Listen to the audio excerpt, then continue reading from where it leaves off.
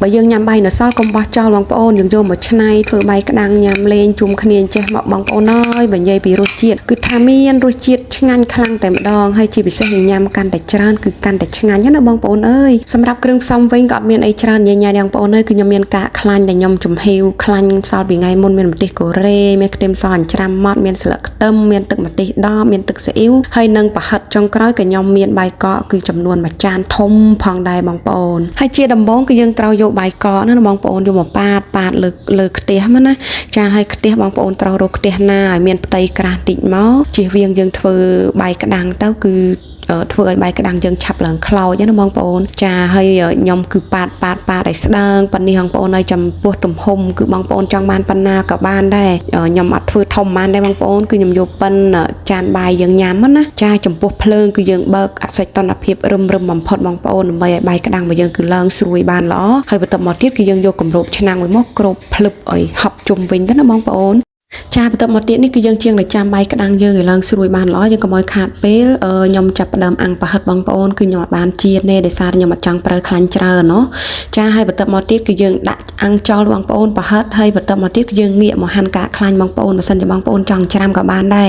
រប៉ុន្តែខ្ញុំអត់បានច្រាំទេដោយសារតែពេលថ្ងៃកូនខ្ញុំគាត់គេងកុំឲ្យភ្ញាក់គាត់អញ្ចឹងណាតែភ្ញាក់គឺយ៉ាប់យឺនហើយបងប្អូនអើយគឺមានអ្នកជួយដណ្ដើមខ្លាំងមែនទែនចាហើយបន្ទាប់ពីហាន់កាកខ្លាញ់យើងងាកមកមើលប្រហិតយើងក៏បានឆ្អិនគឺថាឈ្ងុយឆ្ងប់តែម្ដងបងប្អូនអើយគឺឡើងពងល្អមែនទែនប្រហិតនេះណាចាគឺថ្មីល្អរបស់គេតែម្ដងបន្ទាប់មកយើង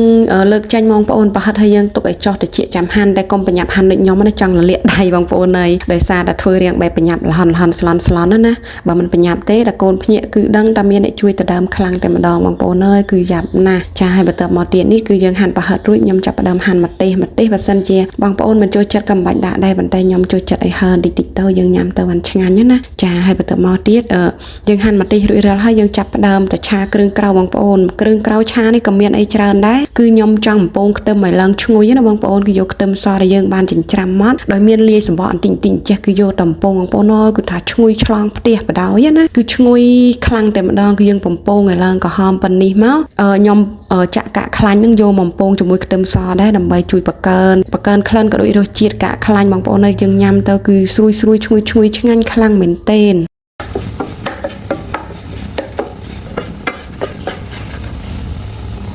សម្រាប់កាកខ្លាញ់នឹងខ្ទឹមបំពងគឺយើងបំពងបានឡើងក្រហមហើយថែមទាំងមានក្លិនឈ្ងុយឆ្ងាប់ប៉ុណ្ណេះមកគឺយើងអាចដួសចេញបានបងប្អូនចាគឺយើងយកទៅលាយគ្រឿងសម្រាប់ចុងក្រោយហើយសម្រាប់កាកខ្លាញ់មិញនិងខ្ទឹមបំពងគឺខ្ញុំសម្រោះយកតែផ្នែកកាកទេចំណែកឯខ្លាញ់គឺខ្ញុំអត់ចាក់ចូលជាមួយណាបងប្អូនចាកុំឲ្យយើងញ៉ាំទៅគឺឆាប់តលឿនណាចាហើយបន្ទាប់មកទៀតយើងចាប់ផ្ដើមលាយគ្រឿងទៅមានដូចជាទឹកម្ទេស10ខ្ញុំដាក់2ស្លាបព្រាបាយទឹកស៊ីអ៊ីវ2ស្លាបព្រាបាយស្លឹកខ្ទឹម1ស្លាបព្រាបាយនិងចុងក្រោយម្ទេសកូរ៉េបើសិនជាបងប្អូនមិនចូលចិត្តក៏មិនបាច់ដាក់ក៏បានដែរតែខ្ញុំដាក់នេះគឺដើម្បីយកពើទេបងប្អូនចាគឺខ្ញុំដាក់ចិត្តកន្លះស្លាបព្រាបាយបន្ទាប់មកយើងកូរច្បល់ចុះច្បល់ឡើងមកធ្វើម៉េចឲ្យគ្រឿងក្រៅយើងចូលសព្វគ្រឿងគ្នាបានល្អមកទុកម្លេចសិនបងប្អូនហើយយើងចាប់ផ្ដើមទៅមើលបាយក្តាំងមកយើងមើលថាស្រួយបានល្អដូចដែលយើងចង់បានហើយឬនៅអញ្ចឹងណាអ៊ូចាក់អេបងប្អូនអើយគឺថាស្រួយល្អមែនទែនចាបើសិនជាបងប្អូនចង់លាបខ្លាញ់តិចក៏បានដែរប៉ុន្តែខ្ញុំគឺអត់ចង់ប្រើខ្លាញ់ទេបងប្អូនសម្រាប់អាហារញ៉ាំលេងមួយមុខនេះហ៎ដោយសារតែម្យ៉ាងទៀតគឺយើងបានប្រើកាកខ្លាញ់លាយតិចហើយកុំឲ្យតែយើងញ៉ាំទៅគឺឆាប់តលឿនចាបន្ទាប់មកគឺយើងយកគ្រឿងក្រៅដែលយើងបានលាយមិញណាបងប្អូនយើងហៅថាទឹកសុសក៏បានដែរគឺយើងយកមកប៉ាតលាបលើបាយក្តាំងរបស់យើងមកមានបន្ថែមប្រហិតសាច់ក្តាមប្រហិតអីក៏បានដែរតាមចំណង់ចំណូលចិត្តបងប្អូនមកបងប្អូនអើយមើលទៅគឺដូចភីសាមែនទែនចាយើងអាចសម័យបានថាឥឡូវយើងកំពុងញ៉ាំបាយក្តាំងទេប៉ុន្តែយើងអាចថាសម័យដែលយើងកំពុងតែញ៉ាំភីសាក៏បានដែរណា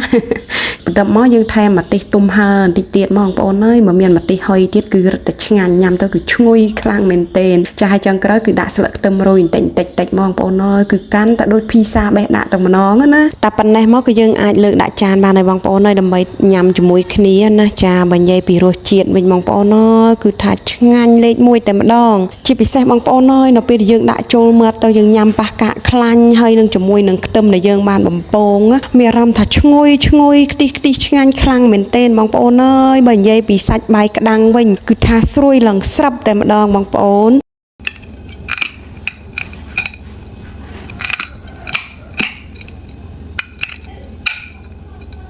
សម្រាប់ការធ្វើបាយក្តាំងញ៉ាំនេះណាបងប្អូនបើយើងធ្វើទឹកសម្រាប់លាបបាយក្តាំងត្រូវជាតិគឺដឹងតែឆ្ងាញ់ហើយបងប្អូនបើសិនជាបងប្អូនចង់ធ្វើញ៉ាំអាចសាកធ្វើតាមរូបមន្តរបស់ខ្ញុំបានធានាថាមិនអោយបងប្អូនណាគឺខកបំណងឡើយ